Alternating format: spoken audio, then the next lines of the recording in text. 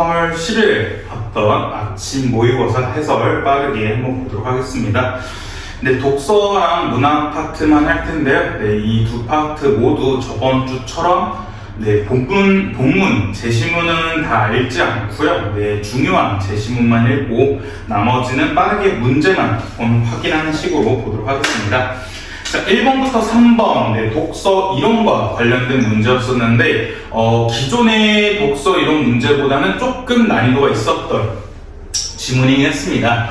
대신에 문제 자체는 그렇게 크게 어렵지 않았었고요. 내용 일치 문제라든지, 그 다음에 2번 같이 A의 본문 내용을 활용하는 문제 역시 크게 어렵지 않았었기 때문에, 천천히 한번 보시면 좋을 것 같은데,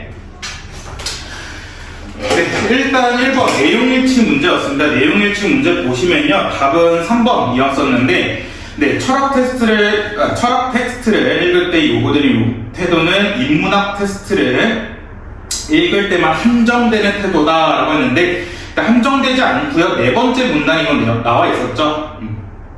네 번째 문단 보시면 철학 텍스트를 읽을 때 요구되는 이와 일련의 독서 태도는 비단 철학 등 인문학 텍스트를 읽을 때만 필요한 것이 아니다. 법학, 경제학, 물리학 등 다른 분야의 텍스트를 읽을 때 역시 이러한 독서 태도가 요구되는 경우가 많다라고 나와 있기 때문에 1번의 답은 3번 체크할 수 있었고요.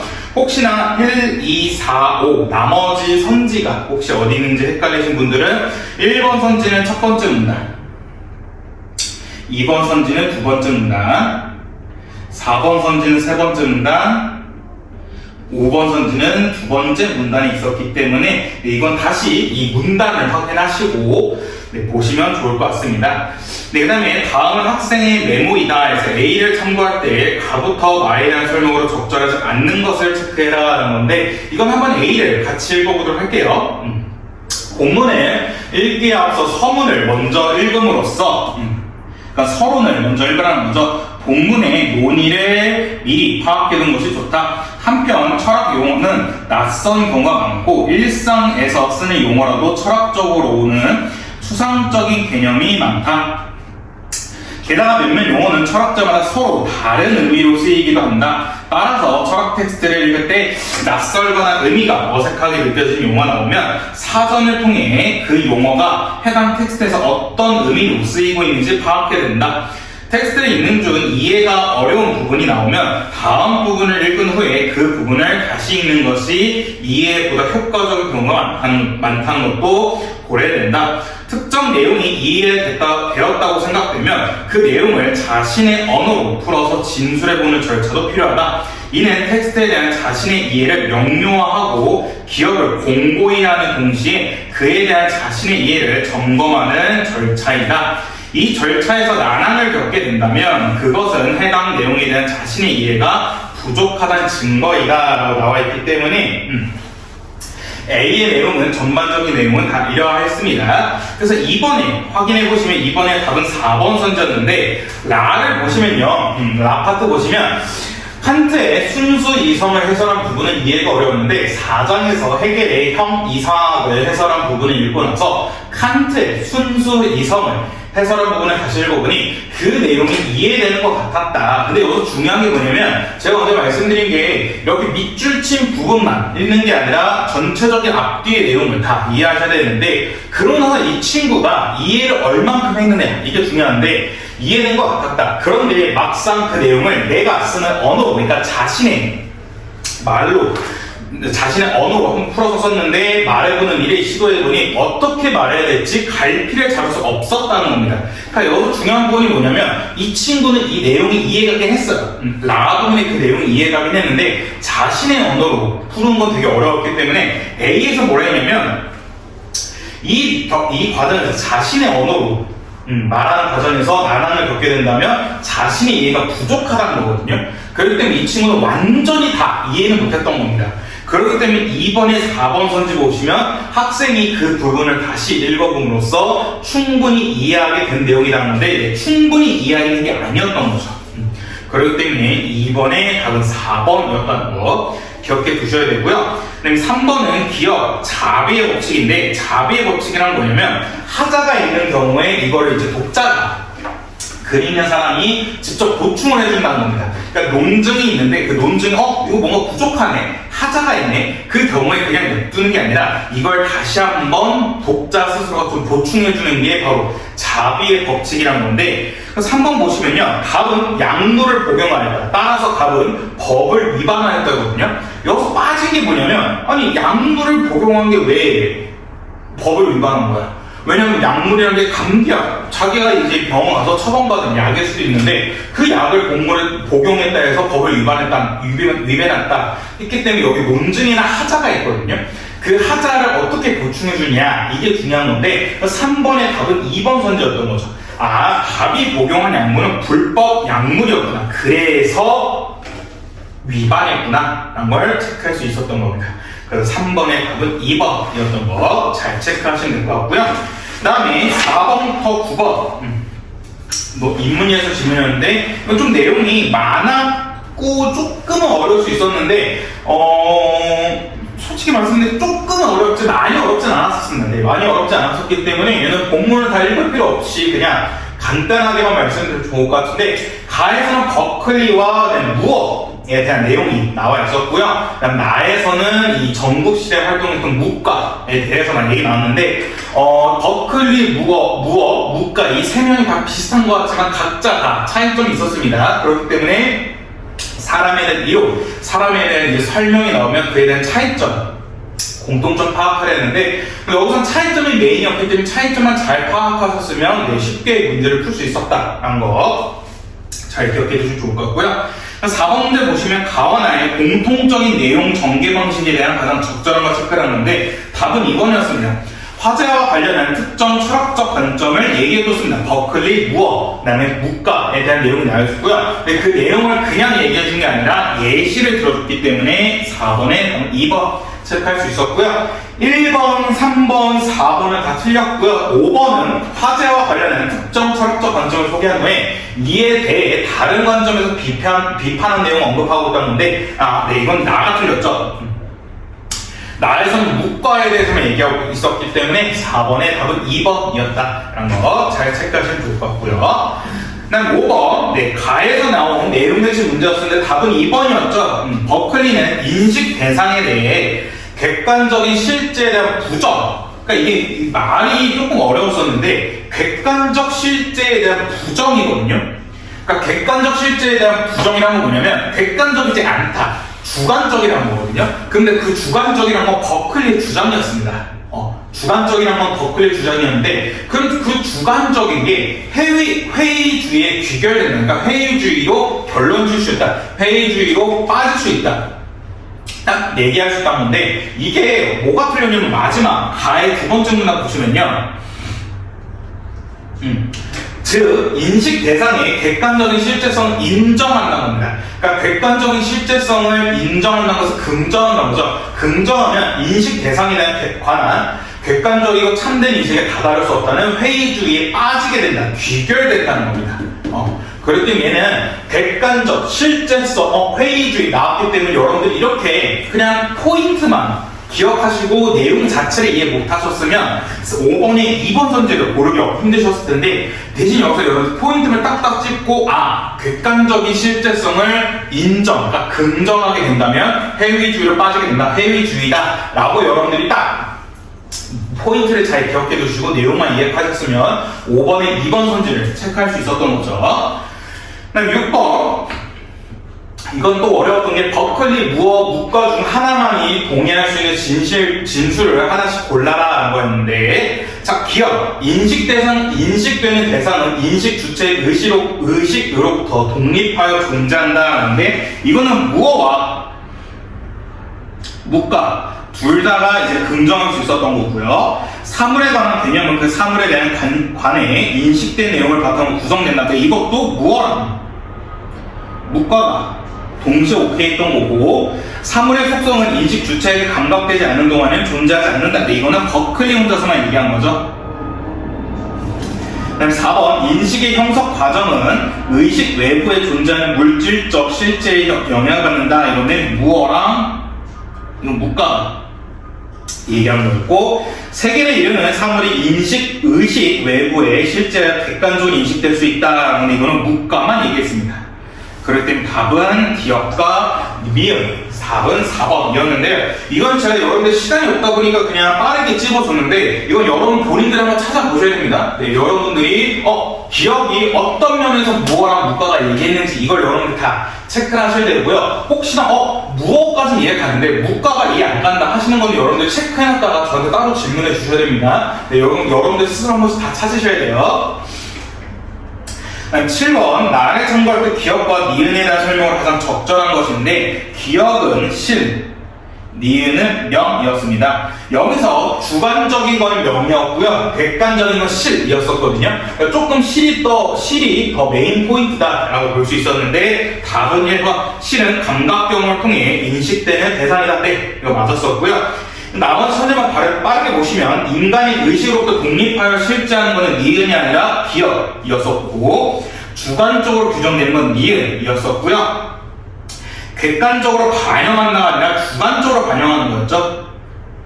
그 다음에 참과 거짓을 판별하는 증거가 될 수 있는 것은 기억이었습니다. 네. 그렇기 때문에 7번의 답은 1번이었었고요.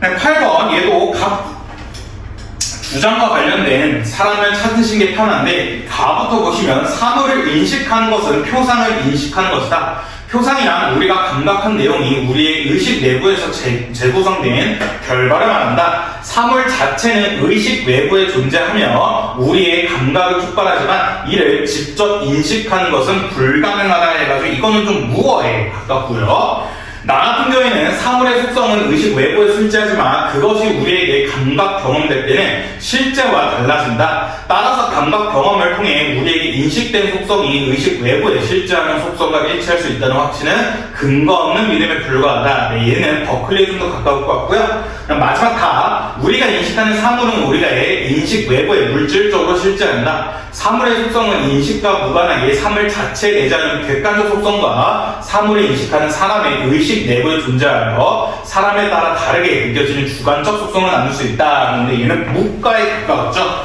그렇기 때문에 바로 답을 보시면 답은 3번이었습니다. 근데 이건 너무 쉬웠습니다.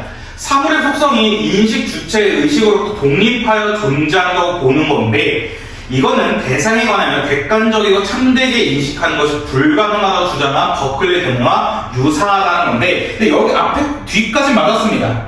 객관적이고 참되게 인식하는 것이 불가능하다고 주장한 버클리 견해는 맞지만 대신 앞에서 주체의 의식으로부터 독립하여 존재하는 것은 버클리의 주장이 아니었기 때문에 8번의 답은 3번이었다라는 거 체크해 주시면 좋을 것 같습니다. 그 다음에 9번에는 답이 5번이었었고요.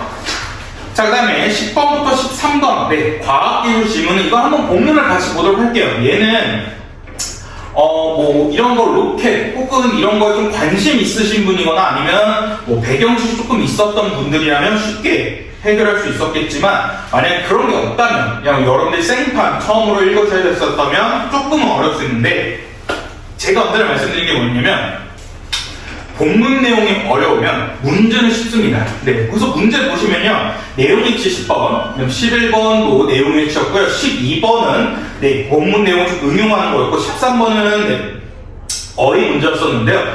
여기서 문제 다 쉬웠어요. 생각보다 엄청 쉬웠었거든요. 그래서 한번 빠르게 간단하게 보도록 할게요.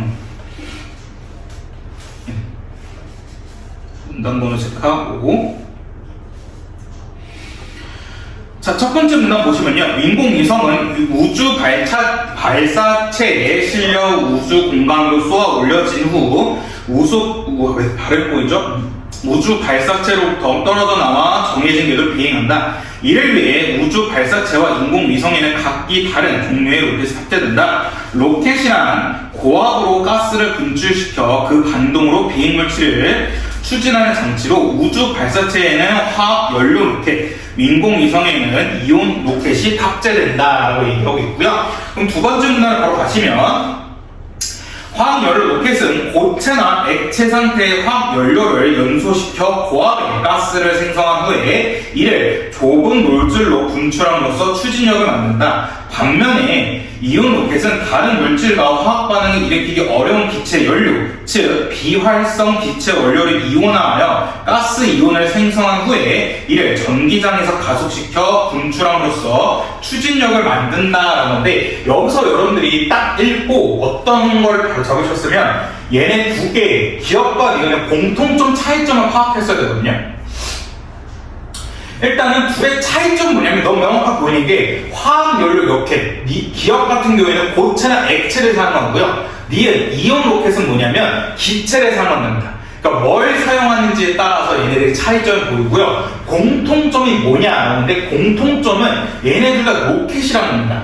로켓이기 때문에 고압으로 가스를 분출시켜서 추진하는 게 얘네들의 공통점입니다. 그러니까 이 고압으로 가스를 분출시킬 때 화학연료 로켓은 고체나 액체를 사용하고 이온 로켓은 기체를 사용한다. 이게 둘의 공통점이자 차이점이었던 겁니다. 그러니까 여러분들이 여기서 멍하고 있는 게 아니라 차이점 바로 보여줬을 거예요. 차이점 고체, 액체, 기체 하면서 차이점 바로 보여줬을 텐데, 얘네들의 공통점 고압으로 가스를 분출시킨다. 이게 여러분들이 바로 보여줬어야 되는데 이게 보이지 않았고요. 제가 얘네들의 공통점이 뭐였죠? 라고 여러분께 여쭤봤을 때 여러분들 바로 대답하기 어려웠다면 여러분들은 또 글을 아무 생각 없이 읽고 있는 겁니다. 글 아무 생각 없이 읽으시면 안 돼요. 자, 그 다음에 화학연료 로켓은 이온 로켓보다 훨씬 높은 추진력을 낼 수 있다. 따라서 짧은 시간 내에 대기의 저항을 이기며 우주 공간으로 도달해야 하는 우주 발사체에는 화학연료 로켓이 탑재된다. 반면에 이온 로켓은 화학연료 로켓에 비해 훨씬 적은 연료로 오랫동안 가동될 수 있다. 따라서 저항이 미미한 우주 공간에서 오랫동안 비행해야 되는 인공위성에는 이온 로켓이 탑재된다라는 겁니다. 오케이? 그렇기 때문에 두 번째 문단까지 내용이 어려운 게 없었습니다. 자, 그러면 10번 빠르게 보시면요, 양이온, 아직 양이온 안 나왔어요. 그럼 바로 패스. 2번 우주 발사체는 인공위성보다 비행 중에 저항을 적게 받는다. 맞나요? 틀렸죠. 얘는 누가 저항을 더 적게 받는 거였어? 저항을 더 적게 받는 건 인공위성이었잖아요. 그렇기 때문에 얘는 추진력은 더 적어도 된다는 거잖아요. 그렇기 때문에 10번의 답은 2번이었다는 거 잘 기억해 주시면 되고요. 비활성 기체는 다른 물질과 쉽게 화학 반응을 일으키지 않는다. 맞고요. 그 다음에 인공위성은 정해진 기로를 비행하기 위해서 로켓이 탑재된다. 그렇죠. 그리드 이것은 아직 안 나왔으니까 패스 하시면 됐던 겁니다. 근데 이거는 10번에 여러분들 다시 볼 필요 없는 겁니다. 왜냐면 10번이 2번 탑재했기 때문에. 자, 그 다음 이제 11번 기업과 니은에 대한 비교로 적절하지 않는 것이었는데, 1번 기업 화학은 이온 로켓과 달리 기체가 아닌 상태의 연료가 사용된다. 그쵸? 고체나 액체 사용했으니까. 기업 화학은 니은과 달리 고압의 가스가 좁은 노즐로 분출된다. 그쵸? 이게 여러분들 아까 가스가 분출된다고 하면서요, 이게 공통점이라면서 여러분들 그 점을 말할 수 있는데 주의하셔야 될 게 좁은 노즐입니다. 네, 이건 차이점이었던 거예요. 3번 기업은 니은과 달리 우주 발사체를 쏘아올리는데 사용된다. 그쵸? 4번 기업은 니은보다 더 적은 연료로 오랫동안 추진을 낼 수 있다. 아니죠.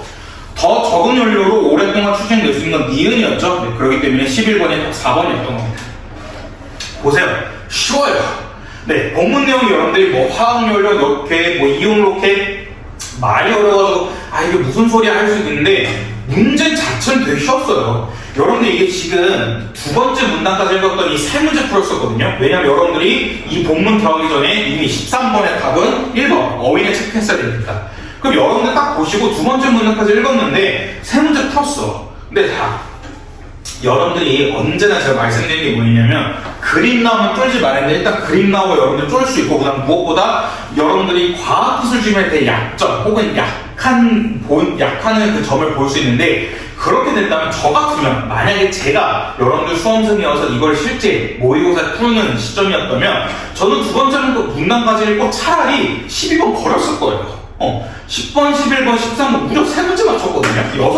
6점이에요, 6점. 근데 이게 두 번째 문단까지 읽었을 때 여러분도 아시겠지만 두 번째 문단까지 내용이 어렵지 않았기 때문에 이게 한 3분, 4분 걸렸을 거예요. 길어야 5분 걸렸을 거예요. 5분 걸렸는데 과학기술주의는 5분 읽어서 풀었는데 6점 맞췄다? 이건 엄청 잘한 거죠.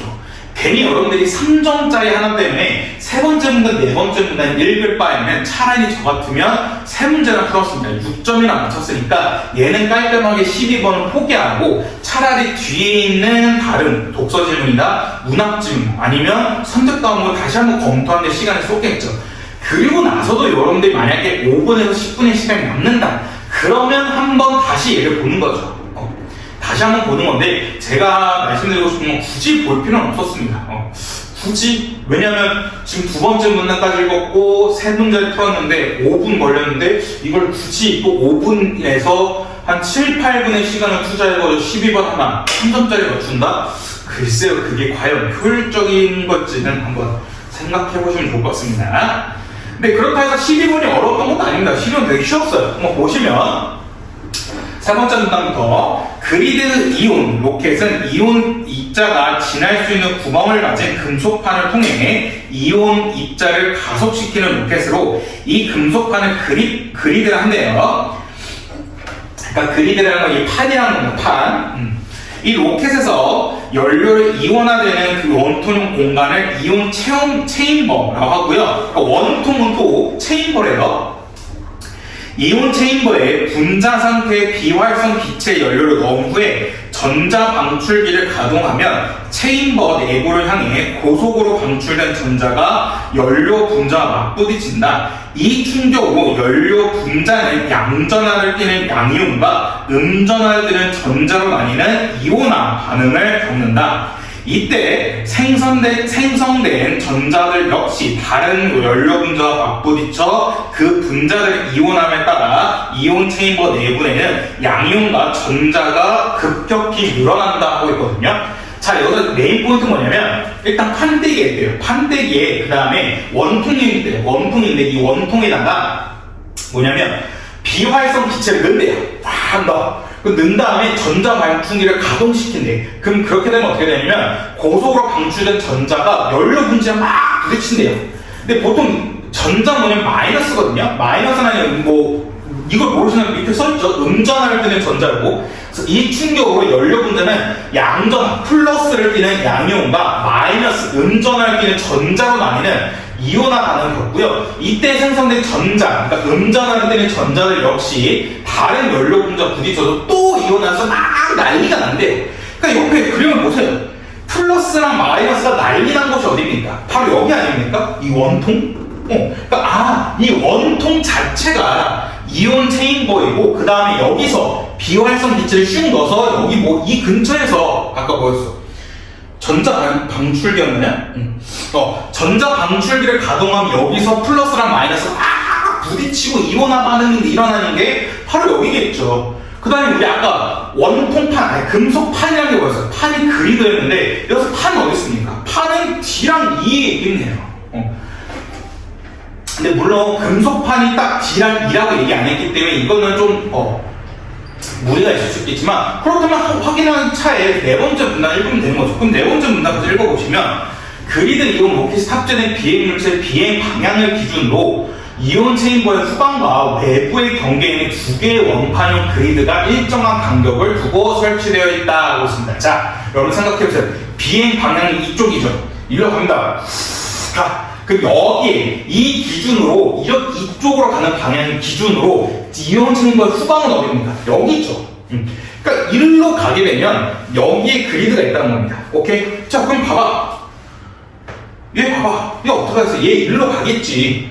일로 가는 걸 모르더라도 여기서 이제 이 정도는 나왔으면 되는 거 아니야. 체인버의 후방과 외부래잖아. 여기 이게 아까 이 원통 체인버는 알았잖아. 그럼 이 뒤에 있는 게 그리드인 건 여러분들이 이제는 알아야죠. 왜냐면 이 체인버의 후방과 외부에 그리드가 있다는데. 그다음 심지어 두 개 원판형인데 두 개 뭐 있어? D랑 E밖에 없잖아.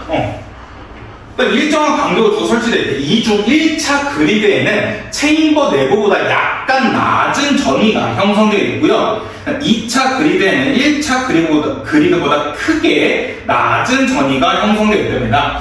두 지점 간의 전위차가 클수록 높은 전위에서 낮은 전위로 양전하 입자를 흐르게 하는 전기장이 강하게 형성이 되고요. 이에 이온 체인버에서 생성된 양이온은 두 개의 그리드를 지나며 가속되어 외부로 분출된다. 이때 전자는 음전하를 힘으로 그리드 쪽으로 이끌리지 않고 이온 체인버 내부에 잔류하게 된다는 겁니다. 자, 1차 그리드에는 체인버 내부에 약간 낮은 전위가 있대요. 전위가 뭔지 모르겠는데 약간 어떤 낮고요. 그 다음 2차 그리드에는 1차 그리드보다는 크게, 조금 크대. 그러니까 1차 그리드에 만약 1 정도의 전위가 형성되었다면 2차 그리드에는 한 1.2에서 1.5 정도가 형성되어 있다는 거죠. 그래서 이 전위차 클수록 높은 전위에서 낮은 전위로 이동하는 전기장이 강하게 형성된다라는 게 메인 포인트였습니다.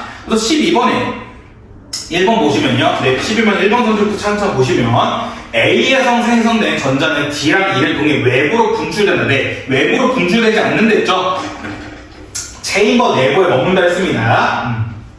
그 다음에 2번 A에서 생성된 전자는 B에서 방출된 전자와 달리 C와 충돌하지 않겠구나. 아니죠. 충돌한다 했습니다. 미친듯이 충돌한댔어. 3번 A에서 생성된 양이온은 D를 통과할 때 D를 통과할 때 E를 통과할 때보다 그 속도가 더 빠르게끔 하고 있거든요. 그러니까 여기를 통과하는 게 더 빠르다 하고 있거든요.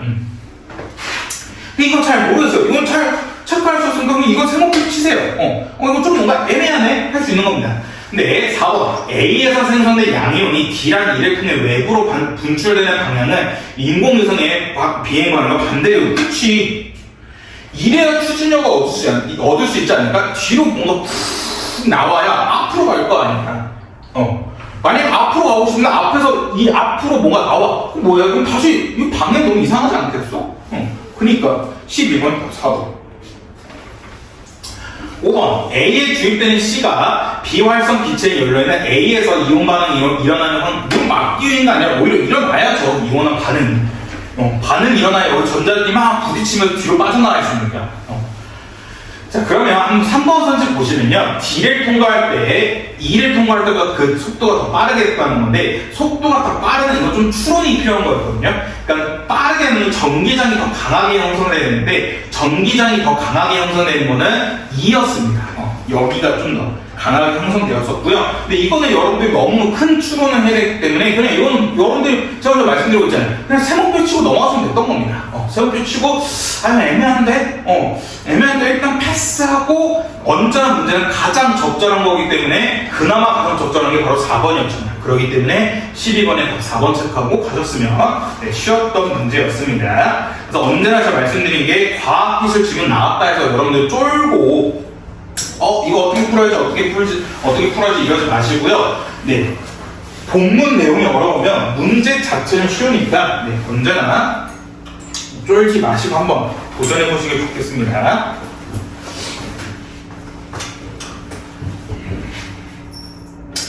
자, 그 다음에 마지막 14번부터 17번 독서 지문인데, 근데 이거는 이제 돈과 관련된, 임금과 관련된 내용이었었는데, 이것도 본문 내용은 그렇게 어렵지 않았었습니다. 그래서 빠르게 14번부터 보시면 윗글의 내용과 일치하는 것은 답은 2번. 계약 시 약정한 근로시간을 초과한 근로에 대한 수당은 기본급보다 시간당 많은 금액인데 초과 근무거나 아니면 야간 근무, 휴일 근무할 때는 150% 줘야 된다 했었고요. 회사에서 근로자 이거는 틀렸는데 첫 번째 문단 체크할 수 있고요.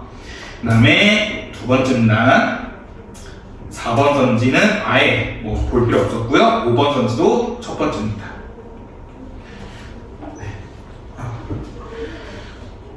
그 다음 15번 통상 임금에 대한 설명으로 적절하지 않는 거.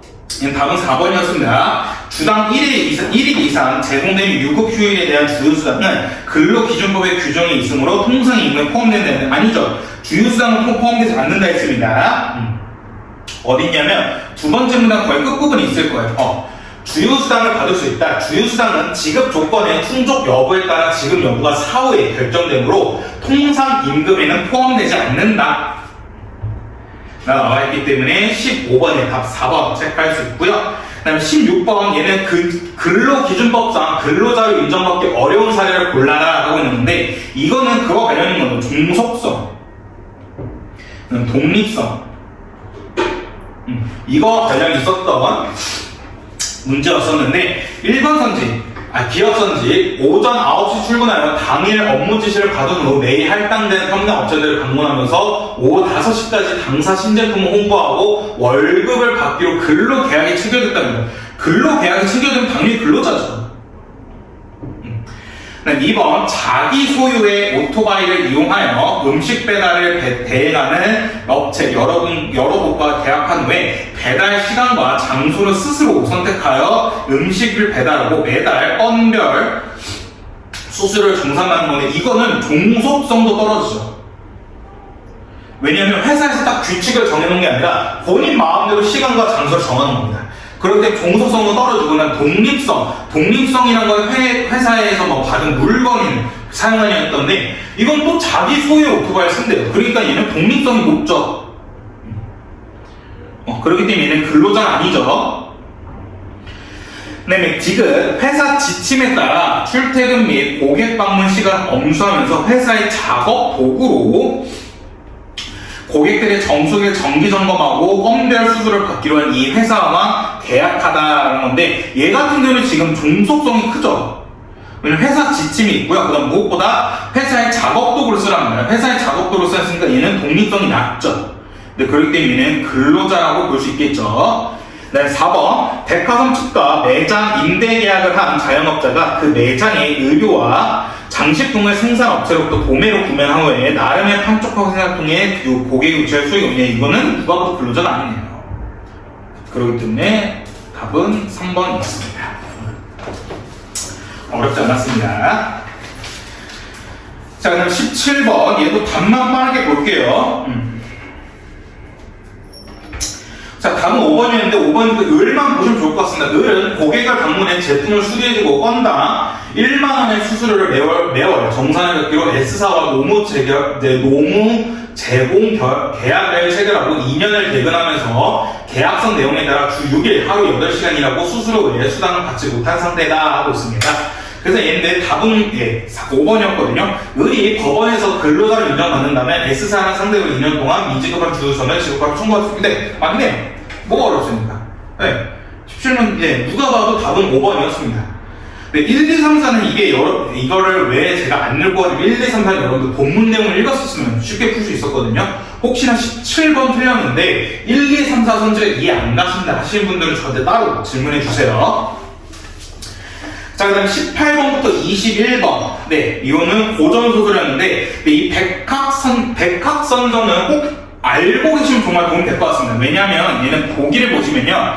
소재를 제목으로 한 작품은 대체로 그 소재가 사건의 전반에 영향을 끼치는데, 백학선전에서는 백학이 그려져 있는 부채인 백학선은 남녀 주인공의 만남과 이별의 관여뿐만 아니라 남녀 주인공의 실현을 안겨주는 소재로 사건을 이끌어가는 중요한 매개체이다. 또한 백학에서 백색의 깨끗한 고결한 품성과 내면의 강인함을 일부 일초로 사는 학은 지조와 절개를 상징하며 작품 내의 인물들의 성품은 이러한 백학의 상징성이 반영된 모습이다 하고 있는데 이게 왜 제가 좀 같이 알고 있으면 좋을 거 아니냐면 딱 백학 선전이라는 건 딱 보시면 아시겠지만 애정소설입니다.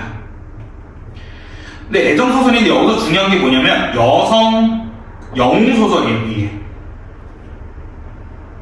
여기 주인공 여자애가 이제 영웅이 돼서 전쟁에 나가게 되거든요. 근데 이게 또 중요한 게 뭐냐면 보통 이런 영웅소설은 이렇게 전쟁에 나가게 된 이유가 뭐냐면 임금에 대한 충 혹은 부모된 효 이 두 가지로 나가게 되거든요. 둘 중에 하나 나가게 되는데 여기 백학선전에서의 이 여성이 영웅으로 참여한 이유는 뭐냐면 얘는 자기가 남자를 찾기 위해 이 남자를 찾기 위한 좀 말이 이상한데 여기 남자 주인공 이름이 유백로거든요. 유백로를 그 전쟁터에서 찾기 위해서 여자애가 참전하는 겁니다.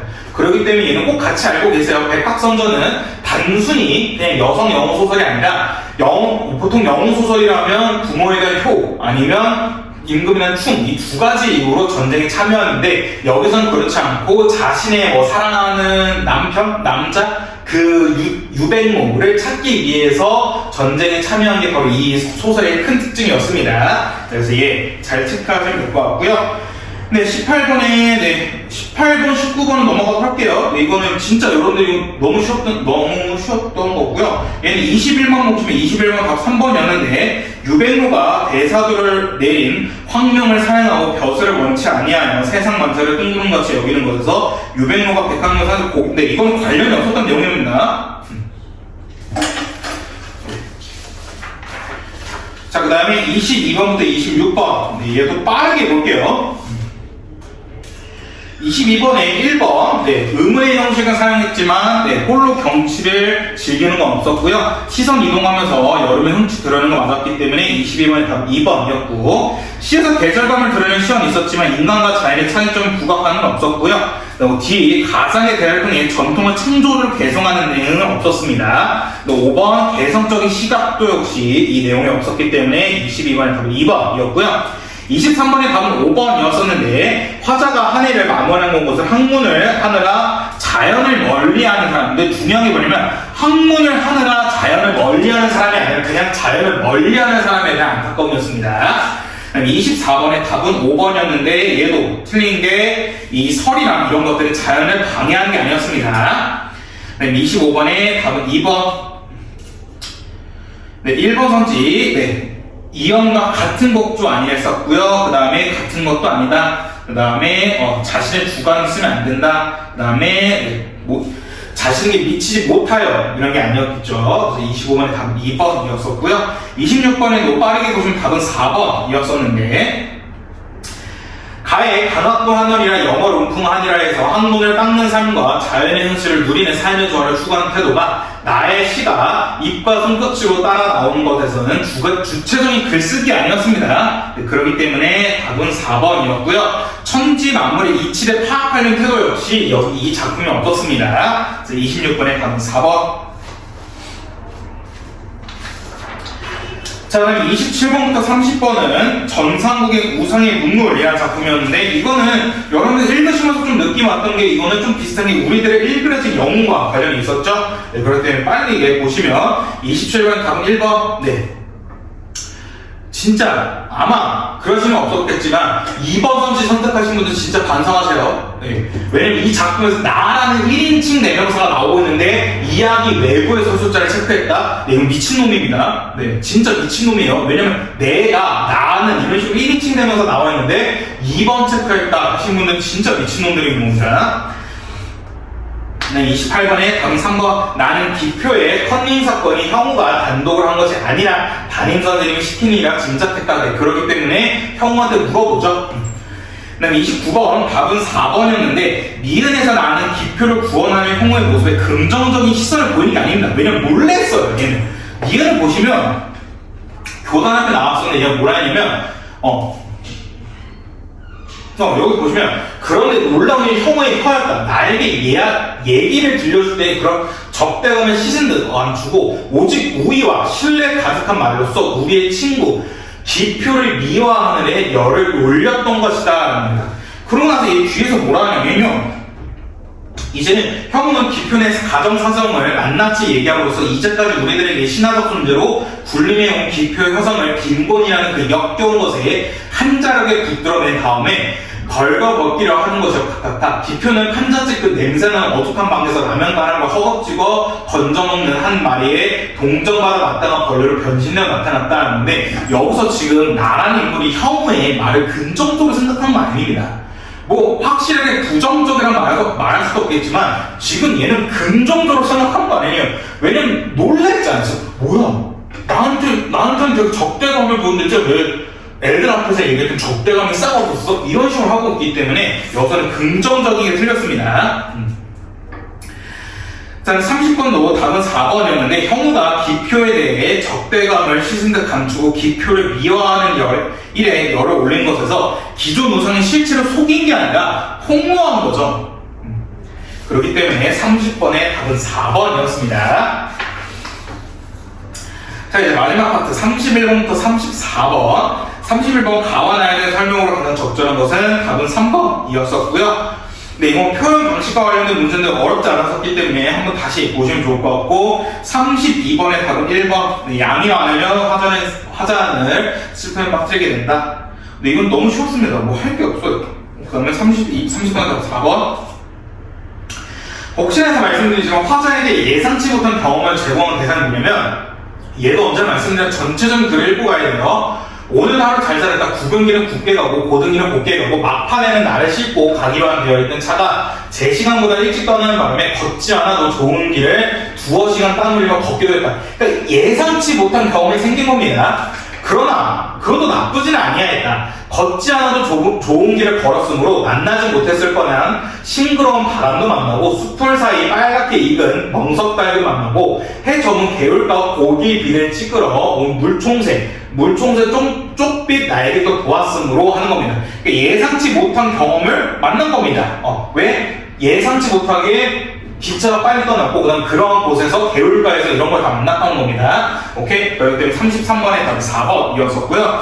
마지막 34번에는 답이 2번이었는데 사랑이 멀어졌으면 날마다 나를 울리는 것은 사랑에서 이별 후에야 비로소 사랑의 깊이를 깨달을 수 있다는 인식 엿볼 수 있다는 건데 아니죠. 이 사람은 이별을 해야만 사랑의 깊이를 알 수 있다가 아니라 계속 평생 사랑하는 동안에도 사랑의 깊이를 알 수 있다라고 얘기하고 있기 때문에 34번의 답은 2번이었습니다. 자, 좀 빠르게 진행했었는데요. 여러분들 다시 한번 1번부터 34번까지 보시고요. 혹시나 이해 안 가시는 거 있으면 언제든지 저한테 질문 남겨주시기 바랍니다.